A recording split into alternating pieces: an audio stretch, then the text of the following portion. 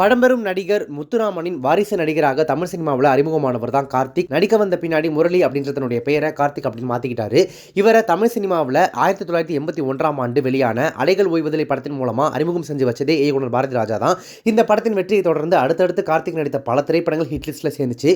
குறிப்பாக அக்னி நட்சத்திரம், கிழக்கு வாசல், உன்னிடத்தில் எண்ணெய் கொடுத்தேன், பூவேலி, மீட்டுக்குடி போன்ற பல திரைப்படங்கள் கார்த்திகை 90ஸ்களின் முன்னணி நடிகராக மாற்றினுச்சு அப்படின்னே சொல்லலாம். அந்த காலகட்டத்தில் இவருடைய கால்ஷீட்டுக்காக ஏராளமான இயக்குநர்கள் மற்றும் தயாரிப்பாளர்கள் காத்து கிடந்தாங்க. இதையே தனக்கு சாதகமாக பயன்படுத்திக்கிட்ட கார்த்திக் பல படங்கள்ல நடிக்கிறத அட்வான்ஸ் வாங்கிக்கிட்டு ஏமாத்தினதா சொல்லப்படுது. அதுவும் முக்கியமா பல திரைப்படங்கள்ல நடிக்கிறதுக்கு உத்தரவாதம் கொடுத்துட்டு ஷூட்டிங்க்கு ரொம்ப லேட்டா வருது, அதனாலேயே அந்த ஷூட்டிங் ஸ்பாயில் ஆகுறது, படம் ரொம்ப நாள் தள்ளி போறதுன்ட்டு பல திரைப்படங்கள், பல தயாரிப்பாளர்கள், பல இயக்குநர்கள் கார்த்திகால் நஷ்டமடைந்ததா சொல்லப்படுது. பல திரைப்படங்கள் அவருடைய நடிப்புல வெளிவராம முடங்கி கிடந்ததுக்கு அவர்தான் முக்கியமான காரணம் அப்படின்னு சொல்லப்படுது. சர்ச்சைக்கு பஞ்சமில்லாத ஹீரோவாக அறியப்பட்ட நடிகர் கார்த்திக் குறித்து பிரபல இயக்குனர் பாரதி கண்ணன் சமீபத்தில் ஒரு பேட்டியில வெளிப்படையா நிறைய விஷயங்கள் பேசியிருக்காரு. இவர் 1996ஆம் ஆண்டு வெளியான அருவாவேலு திரைப்படத்தின் மூலமா தமிழ் சினிமாவில் இயக்குனர் அறிமுகமானவர். அதைத் தொடர்ந்து கண்ணாத்தாள், திருநெல்வேலி, ஸ்ரீ ராஜராஜேஸ்வரி போன்ற பல திரைப்படங்களை இயக்கி புகழ் பெற்றார். சமீபத்தில் கொடுத்த அந்த பேட்டியில் அவர் என்ன சொல்லியிருக்காரு அப்படின்னா, இவர் கார்த்திகை வச்சு ஒரு படம் இயக்கிறதுக்கு முடிவு பண்ணியிருக்காரு. கதையை கார்த்திக் கிட்ட சொல்ல அவரும் உடனே ஓகே அப்படின்னு சொல்லி தயாரிப்பாளர் கிட்ட அட்வான்ஸ் வாங்கி கொடுத்திருக்காரு.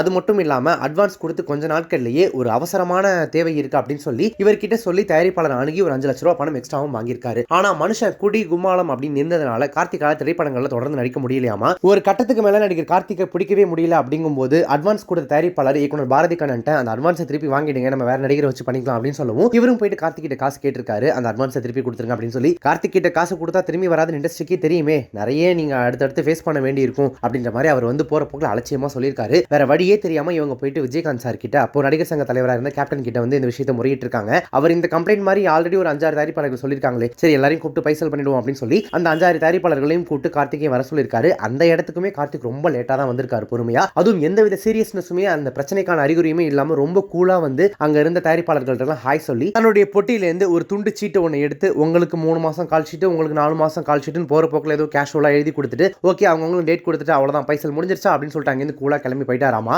ஆனா அவர் கொடுத்த துண்டு சீட்டு படி எந்த விஷயமும் நடக்கல. இப்போ வரைக்கும் அவருக்கு பணம் கொடுத்த தயாரிப்பாளர்கள் துண்டு சீட்டை வச்சுக்கிட்டு ஏமாந்து போனவங்க தான் உட்காந்துட்டு இருக்காங்க அப்படின்றது அதிர்ச்சியான விஷயத்தை இயக்குனர் பாரதி கண்ணன் அந்த பேட்டியில் பகிர்ந்திருக்காரு.